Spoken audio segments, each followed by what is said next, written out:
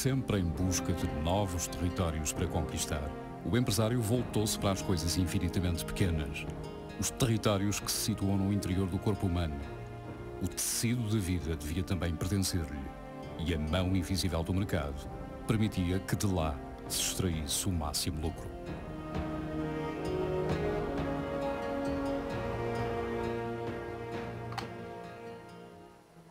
Myriad Genetics a breveté un test de prédisposition au cancer du sein et de l'ovaire qui est basé sur l'analyse de la séquence du gène BRCA1, donc qui est l'un des gènes de prédisposition au cancer du sein. Donc Myriad a en quelque sorte breveté la séquence de référence, l'étalon, la séquence normale. Et toute personne qui utilise cette séquence de référence avec n'importe quel outil moléculaire enfreint les droits de propriété industrielle de Myriad.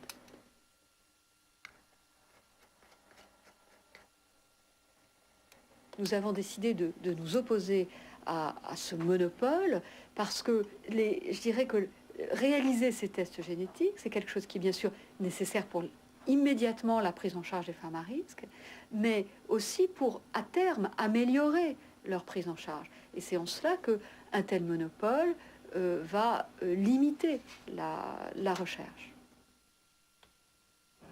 Ah oui, où elle est la lumière? Non, ils sont montés. Ma grand-mère est décédée d'un cancer des ovaires suite à un cancer du sein. Ma mère est décédée d'un cancer du sein il y a maintenant 25 ans. Et ma sœur est décédée d'un cancer du sein il y a 4 ans. Donc cette année, quand j'ai déclaré mon cancer, je n'ai pas été extrêmement surprise. J'ai appris que c'était un cancer d'origine génétique en faisant le test donc proposé par le service d'oncologie génétique du docteur Stoppalione. Ça a énormément changé la perception de la maladie parce que, étant donné que dans la famille il y a 3 générations de touchés, on se trouvait quand même à porter ce poids sans avoir d'explication.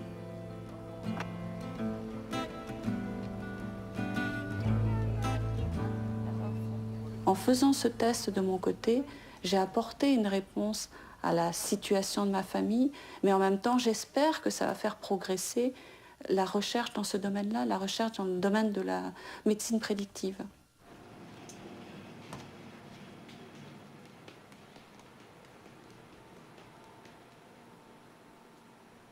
Once you have the other blood sample? I was part of a cancer genetics network, which is a grant-funded operation for 8 cancer centers in the United States. It's funded by National Cancer Institute. And my involvement in that project was to set up a core lab so that we can offer genetic testing for all the cancer susceptibility genes for all the research projects that will go through this cancer genetics network. And that definitely included BRCA1 and 2 testing also. But a year later, we got a letter from the company Myriad Genetics, which has the patent on BRCA1 gene. They sent us this letter and saying that, we are infringing on their patent. So we stopped. If you can come up with a method which is as good as sequencing but less expensive, there needs to be research that goes to develop such techniques. But at the moment, even if you come up with such a technique, you cannot use it because you'll be stopped because of the patent. Je pense qu'il va y avoir un autre débat important qui va concerner là l'utilisation de la séquence pour la prévention et le traitement. Si une autre compagnie, une autre société met au point un médicament permettant la prévention des cancers du sein, et spécifiquement des cancers du sein liés à une altération d'un gène BRCA1, eh bien cette invention sera dépendante du brevet Myriad. Ce brevet pose véritablement toute la question de la brevetabilité des gènes et de leur application future, puisque là on est dans le futur.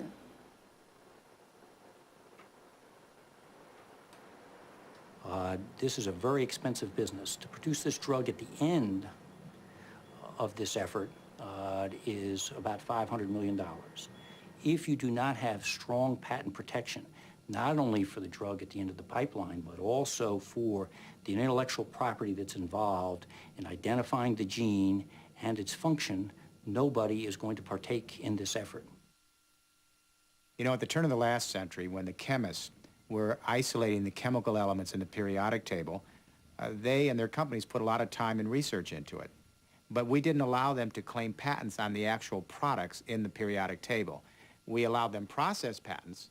Those are patents on the processes they use to isolate the chemical elements in nature. But can you imagine any country allowing a patent on helium, oxygen, aluminum, hydrogen, titanium? It's ridiculous. We didn't allow it. Simply stated, these are discoveries of nature. The genes are exactly analogous. By what stretch of the imagination can a biotech company say they invented a gene that's the result of millions of years of evolution? The breast cancer gene, the cystic fibrosis gene, the Huntington chorea gene, these are discoveries of nature. Therefore, no matter what amount of money they put into it, it's not an invention, therefore it doesn't qualify. Any of this genetics research is not valid unless the patient chooses to participate in that. It's their genetic material that the researchers study to find out what's the defect, what causes the disease. Now, if the patient is told at that point that, yes, today your blood will be used to find a gene that causes your disease, but tomorrow that information will be available to you only if you agree to buy that service from a particular company, I don't know how many of those patients would want to participate in this research. And I think that's the bottom line. Ce gène fait partie de mon intégrité. Même si c'est la plus petite entité du corps humain, elle fait partie de mon intégrité physique et elle se retrouve dans d'autres familles. Donc elle m'appartient comme elle ne m'appartient pas et à la limite, elle fait partie du bien commun. Elle représente une entité qui vient de ma mère, qui elle-même l'a reçue de sa mère. C'est ce qu'on appelle le patrimoine génétique. On se retrouve avec un terme qui, à mon avis, ne peut pas rentrer dans un commerce. Ça voudrait dire qu'en fait, le corps humain a une valeur marchande.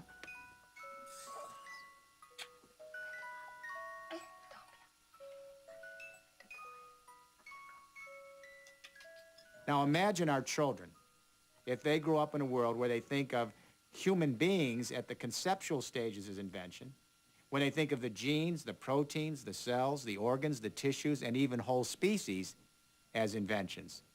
What happens to the intrinsic value of life when our children's generation grows up to believe that life is simply utility, intellectual property?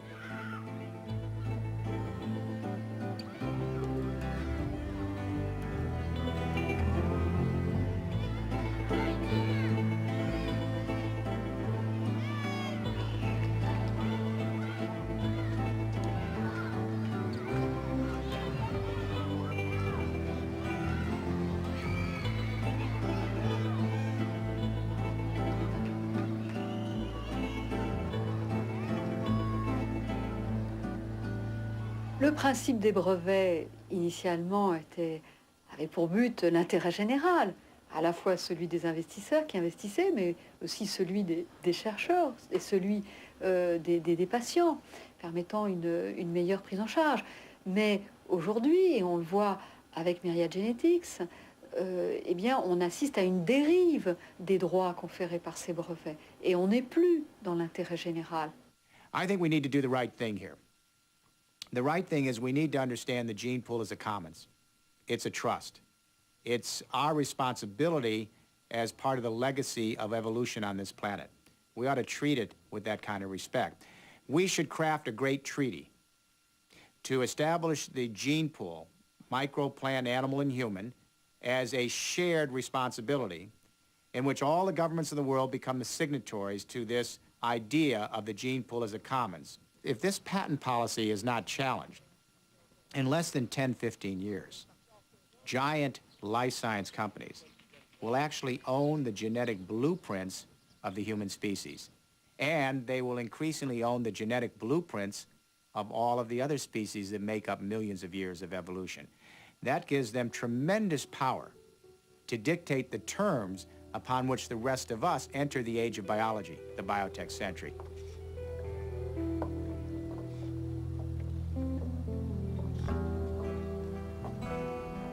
E o empresário contemplou a sua obra e viu que ela era boa para os acionistas.